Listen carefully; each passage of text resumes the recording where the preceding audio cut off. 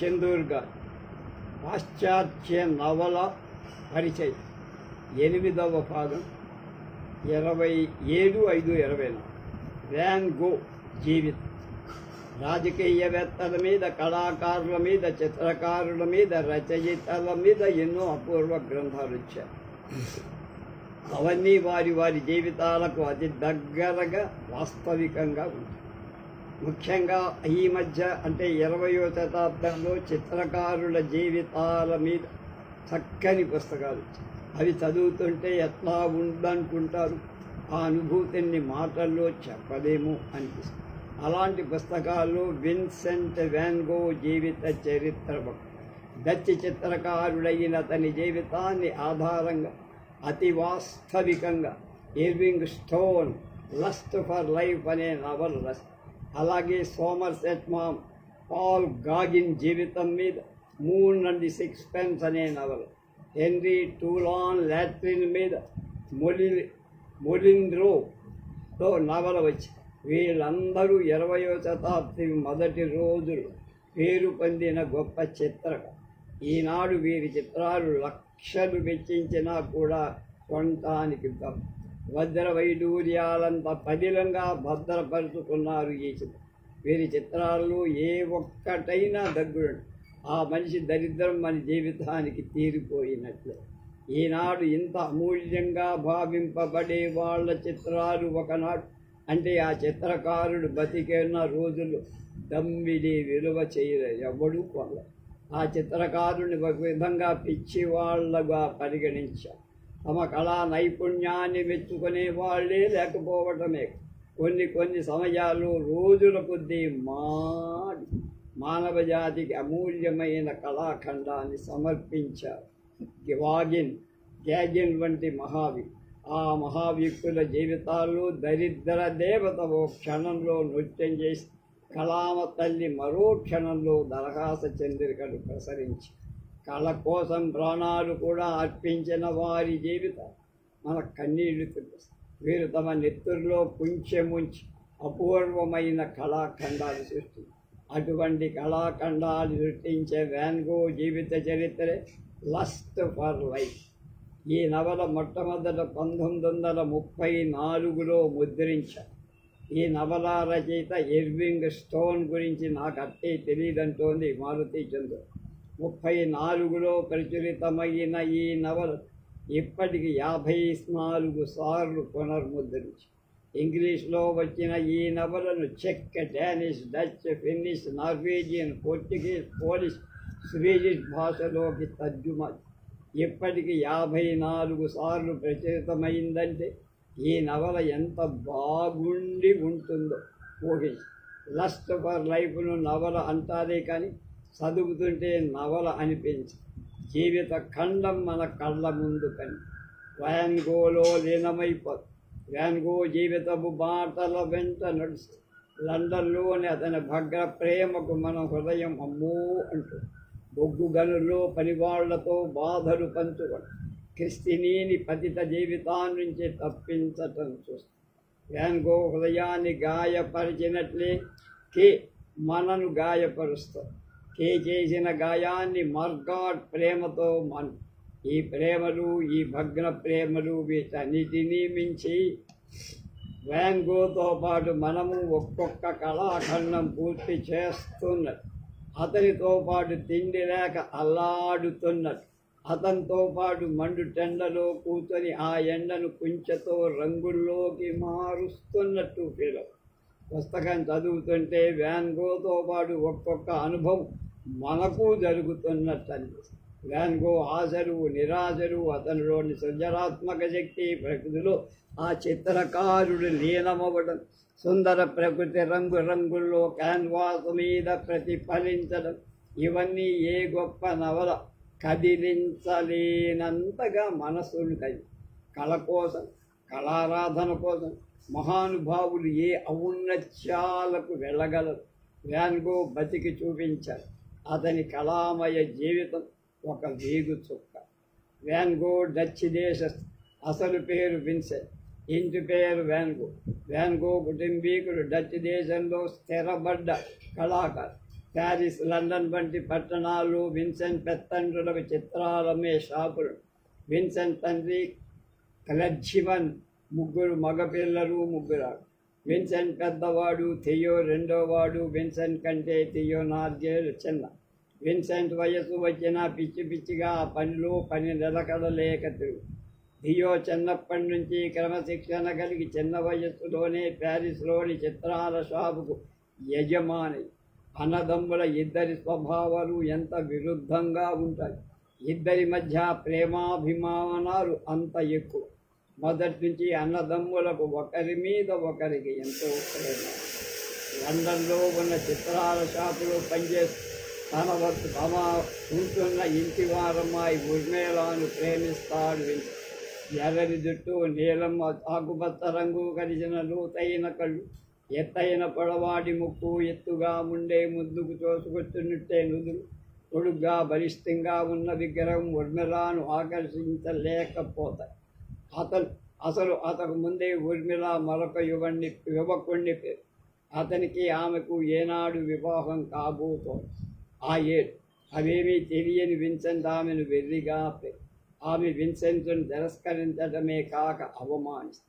అంతవరకు శ్రద్ధగా పనిచేస్తున్న చిత్రశాలలు విన్సెంట్ సరిగా పని చెయ్యలేక ఈ మానసిక బాధతో పాటు ఉద్యోగం కూడా పోవడం విన్సెంట్ తల్లిదండ్రుల దగ్గరకు వెళ్ళి లండన్కు 20 మైళ్ళ దూరంలో ఉన్న స్కూల్లో చోట ఉద్యోగానికి కుదిరి ప్రతి రాత్రి నడిచి తన ప్రేయసి కిటికీ దగ్గర పడిగాపులు పడుతూ కూర్చుని విన్సెంట్ తెల్లవారి మళ్ళీ నడిచి స్కూల్కి వెళ్ళేవారు. బోరును కురిసే వానలో వరదలో 20 మైళ్ళు నడిచి వచ్చిన విన్సెంట్ ఊర్మిళ ఇంటి మందు బళ్ళు వాహనాలు చాలా కనిపిస్తాయి. ఆ రాత్రే ఊర్మిళ పెళ్లి కుమార్తె పాల వెన్నెల వంటి గౌన్లు అప్పుడే వెలసిన సన్న చినుకుల్లో ఇంట్లోకి వచ్చి భర్తతో పాటు బండిలోకి వచ్చి ఆ బండినే ఆనుకొని ఉన్న ప్రజ్ఞ ప్రేమికుడు విన్సెంట్ ఆ వర్షంలో తడుస్తూ నిలుసు.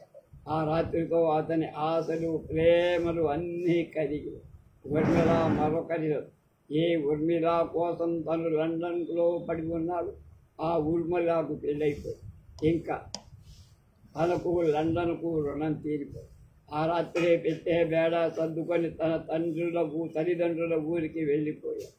విన్సెంట్ జీవితం చుక్కాని లేని పడవలా పుట్టుకుంటూ అతని జీవన చుక్కానికి చుక్కాని లేదు. ఉర్మిళ అతన్ని తిరస్కరించి అవమానించింది. ఆమె చేసిన గాయాన్ని మర్చిపోవడానికి భగవంతుడే శరణ్యమయ్యాడు. విన్సెంట్ హృదయావేదన అతన్ని బాధలు పడుతున్న తోటి మానవుల వైపు తిప్పి క్లెర్జిమన్ నవ్వుదామనుకున్న విన్సెంట్ క్లెర్జిమన్ నవలే. బొరినేజులో ఉన్న బొగ్గు గనుల్లో పనిచేస్తున్న కూలీల మతబోధలు వినిపించటానికి అక్కడ గనుల్లో కార్మికులు కష్టాలు పడుతున్నారు. భూగర్భంలోకి పోయి రోజుకు 13 గంటలు ఆ కూపంలో చిన్న చిన్న దీపాల వెలుగున బొగ్గుతారు. 10 ఏళ్ల పిల్లలనేమిటి స్త్రీలనేమిటి ఎందరూ ఆ గనుల్లో పనిచేస్తారు. ప్రతి వాటికి 30 ఏటికి 100 ఏళ్ళు నిండిపోతారు. చాలని తిండి, సూర్యరశ్మి లేని కూపం, 14 గంటల పాటు పని. ఈ మధ్యలో గనులు కూలిపోయి మరణించే వాళ్ళ సంఖ్య, కరడుగట్టే చలి, పసిపిల్లలకు కప్పేందుకు కూడా బట్టలేని హీనాతిహీనమైన జీవితం గడుపుతున్న కార్మికులకు భగవంతుని సందేశం ఏం చెబుతారు? దేవుడి దృష్టిలో అంతా ఒకటి. అట్లా అయితే ఈ కార్మికుడెందుకు ఇంత అవస్థపడుతుంది?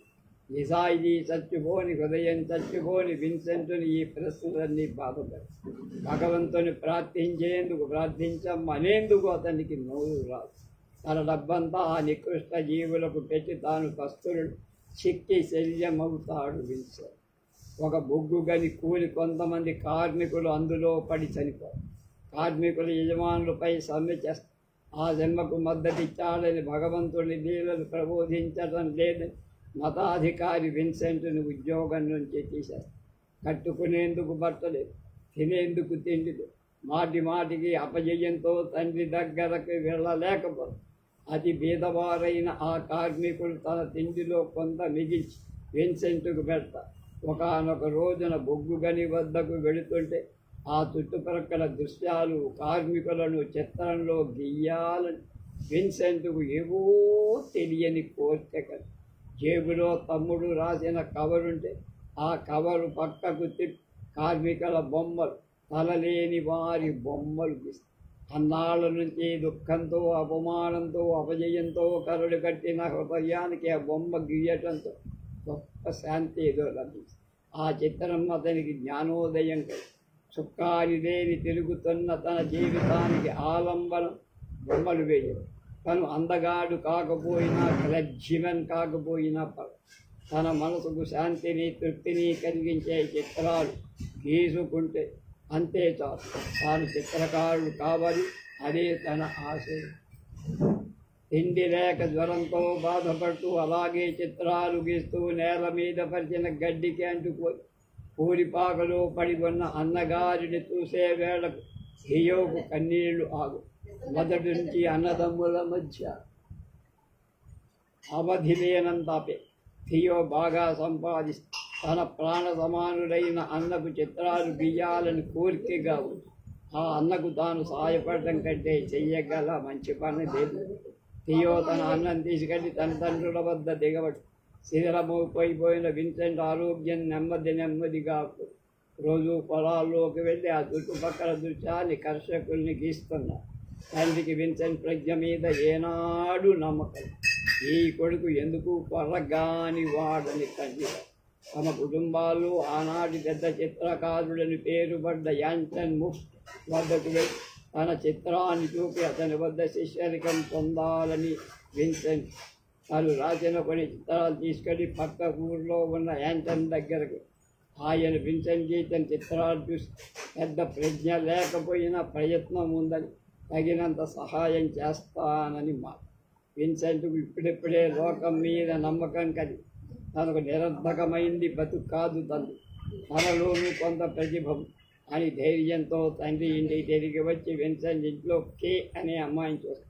కే విన్సెంట్కు దూరం బంధు. స్నేహంగా నవ్వే కళ్ళతో ఉన్న కేను చూస్తే విన్సెంట్కు మొదటి నుంచి కేకు భర్త చచ్చిపోయాడు. కేకు ఒక కొడుకు. విన్సెంట్తో దయగా మాట్లాడిన స్త్రీ కే ఒక్కతే. నిత్యం విన్సెంట్తో పాటు పొలాల్లోకి అతను బొమ్మలు వేస్తుండే కూతురి మాట్లాడుతూ భర్త వియోగ బాధ మర్చిపోయాడు. కే తన భర్తను మనస్ఫూర్తిగా ప్రేమించింది. ఆ భర్త చనిపోయాడు. ఆ దుఃఖాన్ని మర్చిపోవటానికి కే విన్సెంట్ వెంట పెడుతూ తను చిత్రాలు గీస్తుంటే స్నేహంగా మాట్లాడు.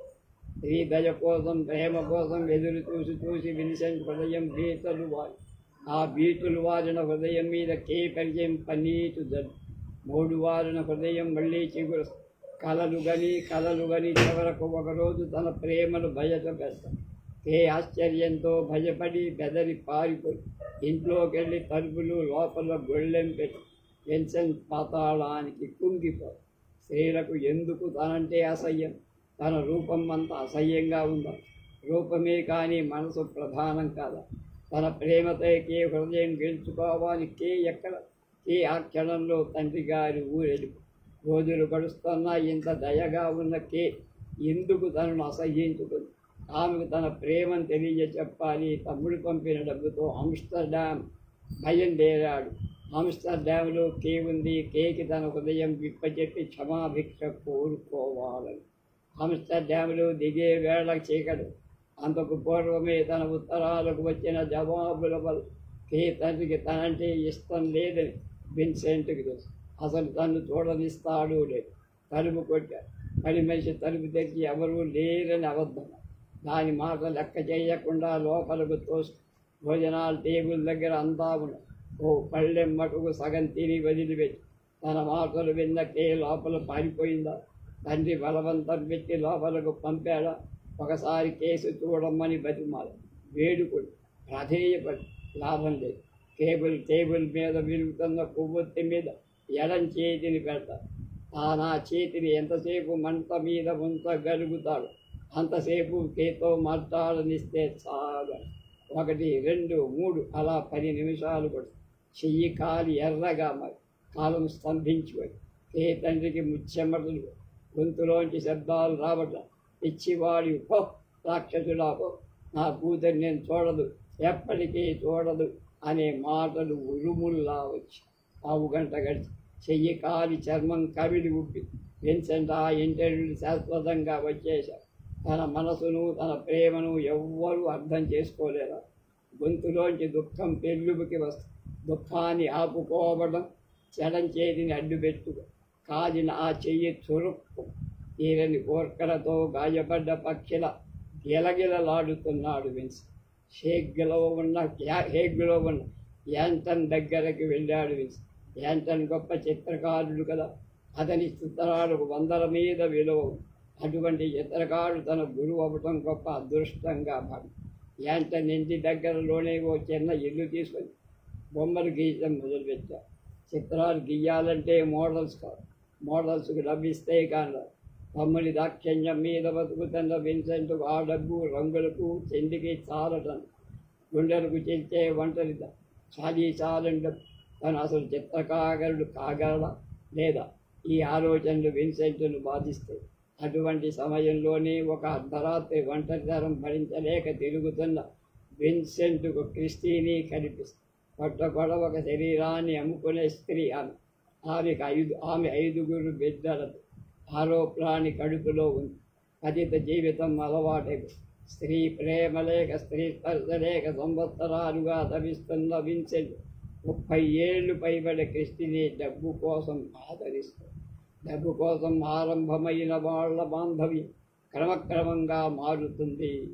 ప్రేమ, జాలి, కరుణ ఇటువంటివి ఏవీ ఎరగని క్రిస్టిని విన్సెంట్పై మమకారం కలిసి ఆమె నికృష్ట జీవితం నుంచి తప్పుకొని విన్సెంట్ పంచన బతకాలను.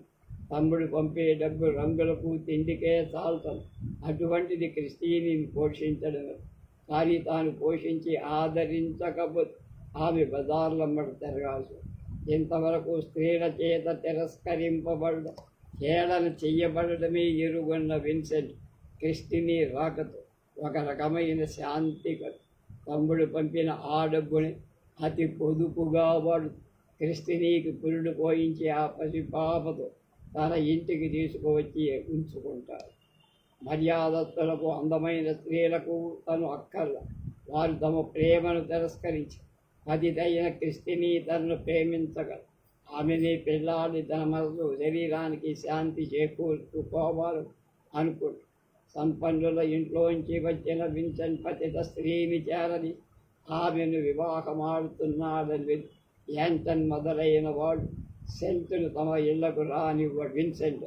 అంతవరకు అతనిలో కొద్దో గొప్ప ప్రతిభ ఉందని ఒప్పుకున్న వాళ్ళు కూడా అతని చిత్రాలు గీయలేడని, కళాకారుడు కాలేడని పెదవు వేస్తారు. తమ్ముడు పంపే డబ్బు ఇటు రంగులకు, మోడల్స్కు, ఇంటికి 3 చాలుతారు. కొద్దిగా మారుతూ వచ్చిన క్రిస్టిని లేమితో మళ్ళీ పూర్వస్థితికే వచ్చేసి తిరిగి తాగుడు రోడ్ల మీద తిరగటం మొదలుగా. డబ్బు కోసం ఆమె చెడ్డ పనులు కూడా చెయ్యకుండా ఉండదు. తన డబ్బుతో రంగులు, క్యాన్వాసులు కొనకుండా ఉండదు. 2 విభిన్న శక్తులు ఢీకొంటం మొదటి క్రిస్టిని నాటికి జారిపో. ఆమెను సుఖపెట్టి తన దగ్గరే ఉంచుకోగలిగిన స్తోమత అతనికి లేదు. ప్రేమను, స్త్రీని అన్నిటినీ వదులుకుంటాడు కానీ బొమ్మలు గీయటం మానుకో. 2 ఏళ్ళు ఒకే ఇంట్లో బతికి క్రిస్టిని విన్సెంట్లు విడిపో. ఒకనొక ఉదయం వేళ సామానంతా కట్టి అటక మీదకెక్కి తన తల్లిదండ్రుల ఊరికి బయలు. ప్లాట్ఫారం మీద ఏడాది పిల్లవాడిని ఎత్తుకొని క్రిస్టిని నిలిచి రైలు కదిలి. ఎవరికీ మాటలు రావట. 2 ఏళ్ల పాటు నరక కూపం నుంచి బయటకు లాగి మనిషిగా మార్చిన క్రిస్టి మళ్ళీ కూపంలోకి వెళుతుంది. తానేం చెయ్యలేడు. రైలు కదిలిపోయింది. క్రిస్టిని చివరిసారి చూసి కంపార్ట్మెంట్లో కూర్చుండిపోతాడు విన్సెంట్. క్రిస్టిని జీవితంతో తన జీవితాన్ని సమన్వయపరుచుకోవాలి. 2 ఏళ్ళు పోరాడాడు. ఆ పోరాటంలో అతని మనసు, శరీరం 2 అలసిపోయాయి. తనను ఆదరించి అభిమానంతో చూసిన స్త్రీ క్రిస్టిని ఒకటి. ఆ క్రిస్టినీని తను పాప పంకలం నుంచి కాపాడలేక మానసిక అశాంతిని చిత్రాలు గీయకుండా, మర్చిపోలేకుండా చూశారు. తల్లిదండ్రులు మరో ఊరికి బదిలీ అయి వెళ్ళిపోయారు. ఈ కొత్త ఊరు విన్సెంట్ కొంత ప్రశాంతత ఇచ్చింది. ఇంట్లో అంతకంటే ఎక్కువ ఆధారం లేదు. కన్న కొడుకు కాబట్టి తల్లిదండ్రులు సాగిస్తారు. కానీ చెల్లెళ్ళు కథనంటే పిచ్చివాడి మాదిరి తిరిగి అన్న వల్ల తమకు వివాహాలు కావేమో అని వాళ్ళ రోజు ఉదయమే లేచి పొలాల్లోకి వెళ్ళి అక్కడ దృశ్యాన్ని సాలి వాళ్లను చిత్రిస్తున్నారు. తను గీసే చిత్రాలను పరిశీలిస్తూ తనను ఎవరో ప్రతినిత్యం వెంటాడుతున్నట్టు డేలగా అనిపించి ఒకానొక రోజున అతను చిత్రిస్తున్న బండికి వెనకాల ఒక స్త్రీ గౌను కనపడంతో విన్సెంట్ ఆ స్త్రీ ఎవరో తన ఇంటికి పక్కనున్న ధనవంతుల కుమార్తె. 5 అప్సర్యలు, 5 అవివాహితలు. తండ్రి లేడు. 39 ఏళ్ళు వచ్చినా ప్రేమ అనేది వివాహం లేక శూన్య హృదయంతో బతుకుతోంది మార్గెట్. ప్రేమ కోసం ఎదురుతన్నులు కాచిన మార్గెట్ విన్సెంట్ చూడగానే తన హృదయాన్ని అర్పిస్తుంది. ఆమె ప్రేమలో స్వార్థం లేదు, ప్రతిఫలాక్ష లేదు. మనస్ఫూర్తిగా తనను విన్సెంట్కు అర్పించుకుంది మార్గెట్. అంతవరకు విన్సెంట్ నిజమైన ప్రేమ ఎరగ. ఊర్మిళ కేరు అతన్ని క్రిస్టిని ఆదరించి మార్గెట్ మనస్ఫూర్తిగా ప్రేమిస్తుంది. కానీ ఆమెకు ఊర్మిళాలను ప్రేమించినట్లు ప్రేమించలేకపోతుంది. మార్గెట్ నిష్కల్మషంగా తన సర్వస్వాన్ని అర్పించే వేళ విన్సెంట్ హృదయం తెలుసు. ఆమెను వివాహం చేసుకుందామనుకో. ఆ వివాహం ప్రేమికులకిద్దరికీ ఇష్టమే. కానీ మార్గెట్ తల్లి అక్క కూడా ఒప్పుకో. 40వ ఏట తనకు దొరికిన ప్రేమ పెన్నిధిని పొందలేదు. విన్సెంట్ని వివాహమాడి ధైర్యం తల్లిని అప్ప చెల్లెలు నిద్రించే శక్తి లేక మార్గెట్ విషం తీసుకు. అప్పటికి ఆ ఊళ్ళో వారందరికీ పొలాల్లో పిచ్చిగా బొమ్మలు గీసే చిత్రకారుడంటే సదభిప్రాయం. మార్గెట్ ప్రాణత్యాగంతో అతన్ని ఆ పిల్లలో వాళ్ళంతా వెలివేసినట్టు చూడటమే కాదు, అతని వల్ల తండ్రి ఇంటికి కూడా ఊరివారు రావటం మాని. ఈ తన తప్పు ఈషన్ మాత్రం కూడా లేని ఈ పరిస్థితి విన్సెంట్ ఆశ్చర్యం. తన ప్రోద్బలం లేకుండానే బొమ్మలు గీస్తున్న తన వద్దకు మార్గెట్ వలచి వచ్చి వివాహమాడి ధైర్యం లేక విషం తీసుకు. ఈ పరిస్థితులకు తనవెంతవరకు బాధ.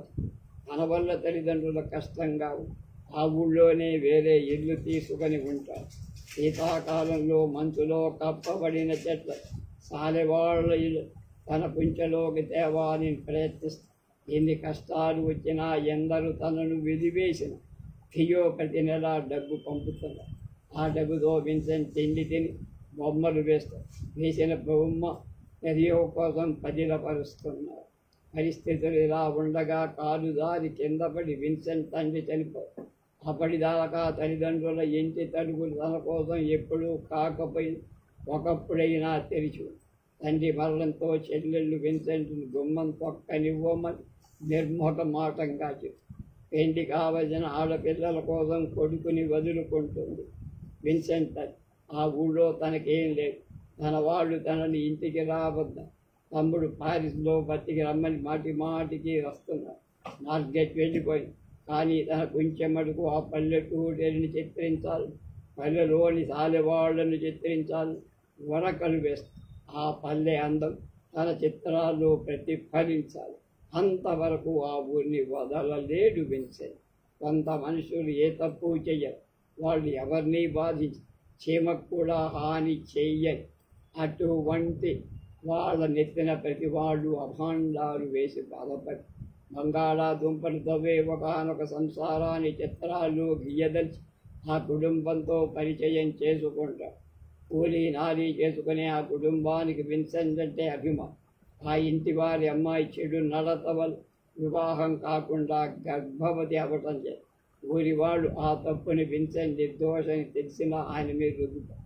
అయితే ఊరివారు విన్సెంట్ని ఊరి నుంచి వెళ్ళగొడితే కానీ నిద్రలు. పొలాలు కాయ కష్టం పడి కూలి కుటుంబాన్ని అతి వాస్తవికంగా తన చిత్రంలో మెరుగులు దిద్ది చిత్రించి ఆ ఊరిని శాశ్వతంగా వదిలేసి ప్యారిస్ చేరుకుంటాడు విన్సెంట్. ప్యారిస్ నగరం కళాకారులకి, రచయితలకి, చిత్రకారులకి, రసజ్ఞులకి ప్యారిస్లో మెప్పు పొందితే కానీ ప్రపంచం మెచ్చుకో. ప్యారిస్లో చిత్రకారులో పేరు పొందడం సామాన్య విషయం. ఎందరెందరో దేశాల నుంచి కళామ తల్లి సేవ కోసం ప్యారిస్ చేస్తారు. ఆ చేరుకున్న వారిలో ఏ కొద్ది మంది పేర్లు చరిత్రలో నిలిచిపో.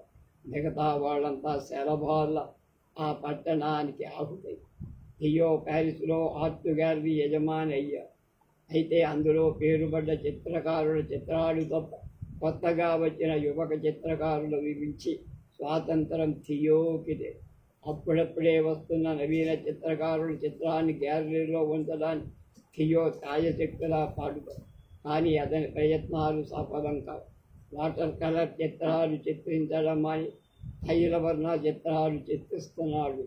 అతని రంగులు సూపర్లకు భయపెట్టి గంధలగోళం ఆ రంగుల్లో ఏదో తెలియని ఒక అనుభూతి చూసేవాడిని కలవరపరిచి కన్ను చెదరగొట్టే ఆ రంగులు మనసులోకి సూటిగా దూసుకుపోయి విన్సెంట్ ఏదో కొత్త పద్ధతిలో చిత్రిస్తున్నాడు. అందరికీ లేదు. కానీ అవి ఎంతవరకు అమ్ముడుపోతాయి, ఎంతవరకు రసజ్ఞులను ఆకర్షారు, అది ఎవరూ చెప్పలేకపోతే. ప్యారిస్లో తన తోడి చిత్రకారులు కలుసుకుంటారు. సృష్టిలో ఎక్కడా చూడబోని చోట సామాన్యుల కంటికి ఆనని ఆకాశ విచిత్రమైన ఆటవిక స్త్రీలను చిత్రించే పాల్ గ్యాగిన్, హోటళ్ళని ఆ హోటల్లో ఉండే స్త్రీలను వెస్టర్న్లు చిత్రించే కాళ్ళు లేని హెన్రీ టులాంట్ యాక్ట్రెస్ని, చిత్ర విచిత్రమైన జంతువులను రకరకాలుగా చిత్రించే ర్యాన్బో రూసోని, అప్పటికే గొప్ప రచయితగా పేరొందిన ఎమిలీ జోలా మొదలైన కళాకారులని కలుసుకుంటాం. రాత్రిళ్ళు చిత్రలేఖనం గురించి, రంగుల గురించి, చిత్ర రచనా పద్ధతుల గురించి వాదించి అలసిపోతూ ఉండేవారు. పూటుగా తాగి ఆగకుండా పొగాకు పీలుస్తూ రోజు కళ గురించి చర్చించుకునేవారు. అంత క్రితం దాకా విన్సెంట్ కొట్టొచ్చే రంగులు ఉపయోగిస్తూ చాలా మోటుగా ప్యారిస్లో ఉన్న చిత్రకారుల లేత రంగులు వెలుగు నీడలు మాదిరిగా ఉపయోగించడం అతనికి ఆశ్చర్యం కలిగింది. యువ కళాకారుడికి ఆర్ట్ గ్యాలరీలు, ఆర్ట్ షాపులు స్థలం లేదని, అటువంటి యువకులంతా ఒక చోట చేరి చిత్రాలకి సమచిత్రాన్ని తామే ఒక సంఘంగా ఏర్పడి ఆ సంఘం ద్వారా అమ్మాలని విన్సెంట్ మొదలైన వాడు నిశ్చయించు. ఆ సంఘం పెట్టబోయే షాప్కి థియోని అధికారిగా నియమించగలదు. ఆ సంఘ నిర్మాణం వగైరాతో విన్సెంట్ కొంచెం మూలపడి అతనులను సృజనాత్మక శక్తి సంఘ నిర్మాణం వైపు మరలి. ఎన్ని పనులు చేస్తున్నా ప్యారిస్లో ఉన్న మనసు ఏదో చెయ్యాలని ఆరాటం విన్సెంట్ని పిండి పీడిస్తుంది.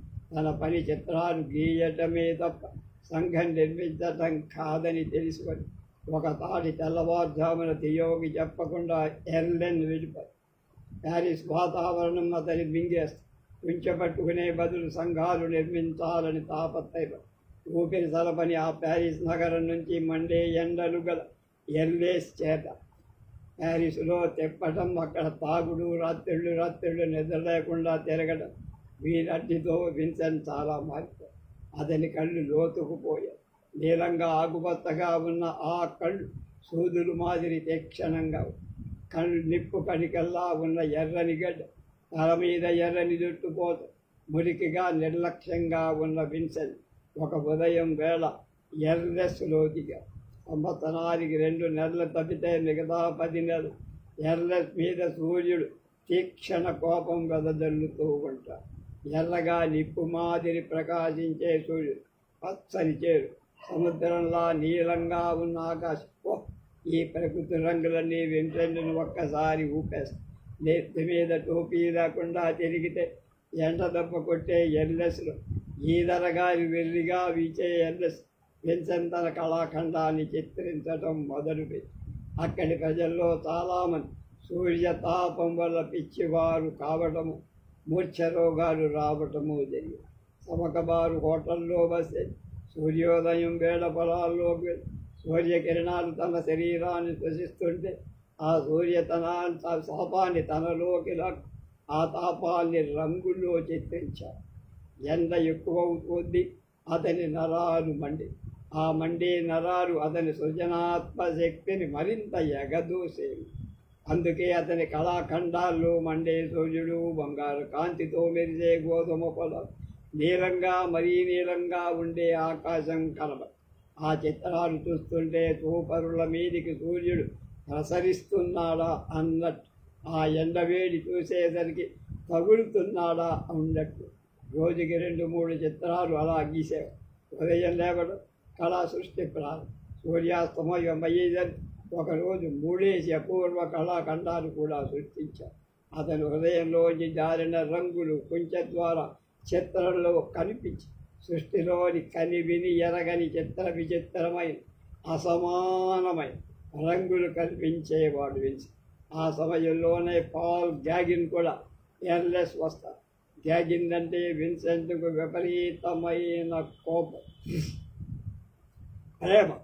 అందంగా ఆజానుబాహుగా ఉన్న గ్యాగిన్ అంటే వీరగా కూలిపుగా కనిపించే విన్సెంట్కు ఇద్దరు ఎర్లెస్లో ఇంట్లో కాట్లాడుకుంటూ వాదించుకుంటూ స్నేహం చేసుకుంటూ బతికారు. ఎర్లెస్లోని సూర్యకాంతి విన్సెంట్ చిత్ర నిర్మాణానికి ముఖ్య అవసరం. కానీ ఆ సూర్యకాంతి విన్సెంట్ మెదడును మభ్యపెడుతుంది. కడుపు నిండా తిండి లేక, నెత్తిన టోపీ లేక, ఆ సూర్యకాంతిలో మాడి మాడి విన్సెంట్ చూపే మారిపోయి, నెత్తి మీద జుట్టు పండిపోయి, గడ్డం రక్తశక్తమైనట్టు ఎండలో మెరుస్తుంది, కళ్ళు ఎర్రగా జ్యోతిలైపోయి, అతని రక్తంలో ఒక్కొక్క నెత్తురు బట్టు ఒక్కొక్క చిత్రంతో హరించుకోబడి, దీనికి తోడు సర్వవేళలా చిత్రకారులిద్దరూ దెబ్బలాడుకోవడం, వాదించుకోవడం, తాగుడు తప్ప ఆహారాదులు మానేవి. దీంతో విన్సెంట్కి మూర్ఛలు మాదిరి రావటం మొదలైంది. ఆ సమయంలో అతను ఆత్మహత్య చేసుకొని కానీ హత్య చేసుకోంది కానీ వెనుతీయ.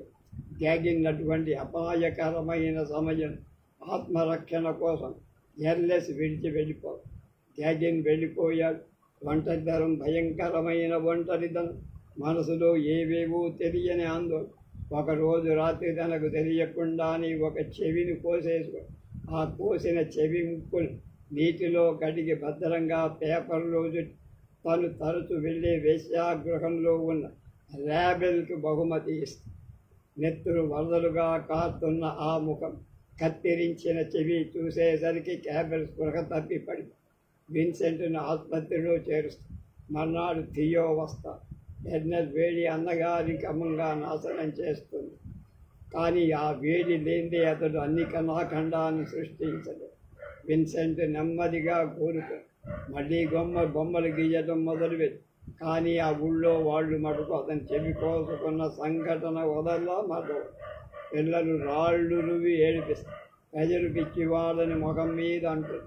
అలా అన్నవారి మీద రాళ్ళు కిటికీలో కూర్చి వెరికేకలు వేస్తున్న విన్సెంట్ను ఊరు వాళ్ళంతా కలిసి నెమ్మదిగా పిచ్చి ఆసుపత్రిలో చేరుస్తారు. ఊరికి దూరంగా ఉన్న ఆసుపత్రికి విన్సెంట్ ఇష్టంతోనే వెళ్తారు. అప్పటికే థియోకి పెళ్ళైపోయి తను మాదిరి శాంతంగా ఎప్పుడూ చిరునవ్వు నవ్వుతూ ఉండే జోహనాని వివాహమాడాడు థియో. తన జీవితం, సంసారం, భార్య లేకుండా నిరర్థకమైపోయిన థియో అయినా ఒక ఇంటి వాడైనందుకు చాలా సంతోషించాడు విన్సెంట్. ఆ అమ్మాయిని కలుసుకొని మాట్లాడాలని ఉవ్విళ్ళు. అటువంటి సమయంలోనే విన్సెంట్ పిచ్చి ఆసుపత్రికి వెళ్ళాడు. పూర్తిగా మతిపోని విన్సెంట్ అక్కడి వాతావరణం, అక్కడి రోగుల ప్రవర్తనకి తట్టుకోలేక, అయినా కొన్నాళ్ళు ఓపిక బట్టి తను మామూలు మనిషి మళ్ళీ బొమ్మలు గీయచ్చనే ఆశతో అక్కడ బతి 3 నెలలకోసారి మోక్ష మాదిరి వచ్చే ఆ మది చాంచల్యాన్ని తట్టుకోలేకుండా ఎంత ప్రయత్నించినా 3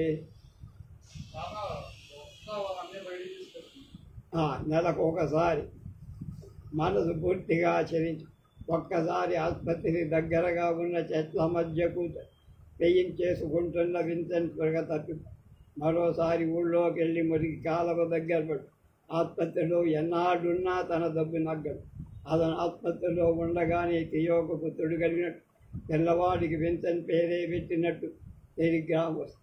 విన్సెంట్ ఆలోచనల్ని ఆ పసిపాప పైకి థియోకు కొడుకు పుట్టగాడనే కబురుతో విన్సెంట్ మొట్టమొదటి చిత్రం అమ్ముడిపోయినట్టు కూడా వార్త. 400 ఫ్రాంకుల అతని మొదటి చిత్రం అమ్ముడే. ఆ వార్తలో విన్సెంట్లో మళ్ళీ కళాతృష్ణ. అన్ని రోజుల నుంచి మూలపడేసిన కుంచెలు తీశారు. ఆసుపత్రి, రోగులు, చుట్టూ చెట్లు అన్నీ చిత్రించారు. తన చిత్రం 400లకు అమ్ముడుపోయిందనే ఆనందం ఆసుపత్రి డాక్టర్కు ఆ చెక్కు చూపిస్తుంది. డాక్టర్ సంతోషించి తన ముందు కనబడి తన వేకనే పిచ్చివాడు చిత్రాల అమ్మకమేమి తమ్ముడు గుర్తినే పంపిమంటాడని డాక్టర్ మాట విన్సెంట్ని నిశ్చేసుకుని తియో తనతో కలలో కూడా అబద్ధం ఆడడని డాక్టర్కి ఎలా చెప్పడం? ఆసుపత్రి నుంచి ప్యారిస్ వచ్చేస్తా. తియోకు తెలిసిన మరో డాక్టర్ చేత వైద్యం చేసుకోవాలి. ఆసుపత్రికి వస్తా. విన్సెంట్ ప్యారిస్లో తన పూర్వపు స్నేహితుని తియో భార్యని అందరినీ తియోకు ఉద్యోగం పోతే ఎట్లా? తెల్లవాడి సంగతి ఈ ఆలోచన తనతో బాధిస్తూ డాక్టర్ గ్యాబెట్ తన వ్యాధి కుదురుస్తాడు. ఆ డాక్టర్ వృత్తికి వెళ్తాడు. ప్యారిస్ నుండి అతను ఊహలు భవిష్యం మీదనే తిరుగుతాయి. వందలాది సంఖ్యలో వేసిన చిత్రాలు ఎవరికి అక్కర్లేదా? ఎవరు పనులా? థియో ఉద్యోగం పోతే తన గతేంగా ఆ పసిగందు భవిష్యత్తే. విన్సెంట్ పెయింట్ చెయ్యాలని అనిపించదు. పూర్వం మాది ప్రకృతిలో అందాలంత కొంచెంలో తేవాలని అనిపించింది. 10 ఏళ్లుగా వేస్తున్న తన చిత్రానికి దమ్మిడి వెలువలు. మార్గెట్ తన ప్రేమ జ్ఞాపకం పిచ్చిలో దింపితే ఈ పిచ్చి జీవితాన్ని ఎన్ని ఏళ్ళు అలాగా ఆ భారాన్ని తియోనెత్తిని అన్నాడుతాయి. ఈ ఆలంతో మళ్ళీ మోక్షమాది.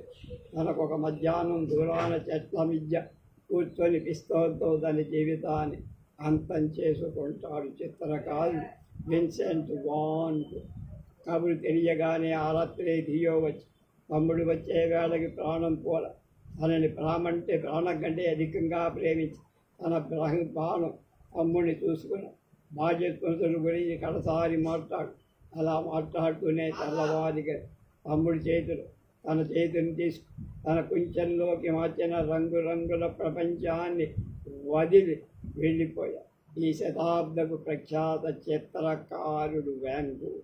కొందరు తమంతా తామ గొప్పగా సృష్టించలేదు, కానీ గొప్పవి సృజించే మహాపురుషుల వెనక నిశ్శబ్దంగా పాత్ర నిర్వహించుకుని ఆ గొప్పవారి జీవితాన్ని తిప్పుతూ థియో కూడా అలాంటివాడు. వ్యాన్ గోగ్ సృష్టించిన అపూర్వ కళాఖండాన్ని చూసి లోకం ఆనందించినన్న థియోని కూడా మర్చిపోరు. అసలు థియో లేకపోతే వ్యాన్ గోగ్ చిత్రకారుడు కాలేకపోయి. అంత గొప్పగా ప్రేమించి ఆ అన్న కళా సృష్టి కోసం పాటుపడ్డ థియోని వ్యాన్ గోగ్తో పాటు ప్రపంచం జ్ఞాపకమే. అన్న చనిపోయిన 6 నెలలు థియో కూడా చనిపోయి. ఈ జగన్నాటకంలో థియో పాత్ర కూడా ముగిసి మానవ జాతికి అపూర్వమైన కళాఖండాలు మిగిల్చిన చిత్రకారుడు వ్యాన్ గోగ్ చనిపోయిన ఏడాది తిరగకుండా ఆ తమ్ముడు కూడా పోయాడు. ఈ అపూర్వ సోదరులిద్దరినీ మృత్యువు కూడా విడదీయక అందుకే ఇద్దరూ ఒకే ప్రదేశంలో చనిపోకపోయిన థియోని విన్సెంట్ పక్కగా భూస్థాపితం చేసి ఇది వ్యాన్ గోగ్ జీవిత చరిత్ర. సుమారు 500 పేజీలలో ఉంది ఈ నవల. పాకెట్ బుక్స్ కార్డినాల్ ఎడిషన్లో. అసలు ఈ నవలలోని అందాలు నేను చెప్పకపోయానేమో. వ్యాన్ గోగ్ బతికి ఉన్న రోజుల్లో అతను ఒక పెయింటింగ్ డాక్టర్కి ఇస్తే డాక్టర్ నవ్వుకొని కిటికీ తలుపులు లేకపోతే ఆ కన్నం పూడ్చేందుకు మేకులు వేసి పెయింటింగ్ కొట్టారు. ఆనాడు పిచ్చివాడు. అతని కన్నీరు చూడడానికి తమ్ముడు అబద్ధం రాశాడు. అనుకున్న పెయింటింగ్ ఈనాడు లక్షలు పెట్టినా దొరకదు. ఆనాడు వ్యాన్ గోగ్ తిండి మాను ఖాళీ కడుపుతో చిత్రాలు గీశారు. ఈనాడు చిత్రాల వేల అమూల్యం. ఇదంతా అతిశయోక్తి అనుకుంటున్నారేమో కాదు. వ్యాన్ గోగ్ తన తమ్ముడికి రాసిన ఉత్తరాలు 3 పుస్తకాలుగా ప్రచురణయ్యాయి. వాటి ఆధారంగా వ్యాన్ గోగ్ స్నేహితుల మాటల ఆధారంగా ఆ నవల రచించాడు ఇర్వింగ్ స్టోర్. మహోత్కృష్టమైన విన్సెంట్ వ్యాన్ గోగ్ జీవితాన్ని వాస్తవానికి చాలా దగ్గర పాఠకుల హృదయాన్ని కదిలించే సన్నివేశాలతో రచించారు. ఇంగ్లీష్ తెలిసిన ప్రతివాడు ఇటువంటి మహాపురుషుల జీవితాన్ని చదివి ఎన్నో విషయాలు నేర్చుకుని ఇంగ్లీషు రానివాడు వచ్చిన వారి చేత చదివించుకునైనా తెలుగులో చెప్పించు. ఏ నవల లేనంత గొప్పగా ఉంటుంది వ్యాన్ గోగ్ జీవితం. మరణించే నాటికి వ్యాన్ గోగ్ వయసు 37. తన 27 వయసు చిత్రాలు తీయటం మొదలు 10 ఏళ్ల పాటు వందల సంఖ్య గొప్ప చిత్రాలు చిన్న వయసులో తన జీవితాన్ని అంతం చేసుకున్నాడు. వ్యాన్ గోగ్ చనిపోయాడా? లేదు. అతని చిత్రాల ద్వారా మతికే ఉన్నాడు. రెబక్క అనే దాని గురించి తెలుసు.